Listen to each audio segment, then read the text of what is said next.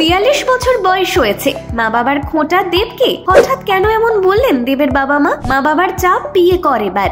মা বাবাকে কি বলে চুপ করালেন দেব? ৪২ বছর বয়সে পা রেখেছে বাংলা সুপারস্টার দেব। দীর্ঘ সময় ধরে সম্পর্কে রয়েছেন অভিনেত্রী রুক্মিণী মৈত্রের সঙ্গে। দেবের হাত ধরে সিনেমা জগতে পা রেখেছিলেন রুক্মিণী, কিন্তু বিয়ের কথা উঠলেই দুজনে এড়িয়ে যান সে কথা। তবে জানেন কি, বাড়িতেও বিয়ের জন্য বেশ চাপ দেওয়া হয় অভিনেতাকে। এক সাক্ষাৎকারে দেব জানিয়েছেন, কবে বাচ্চা হবে, কবে বড় হবে বাচ্চাগুলো, তুমি বুড়ো হয়ে যাবি, তোর বাচ্চাগুলো 10 বছরের বয়স।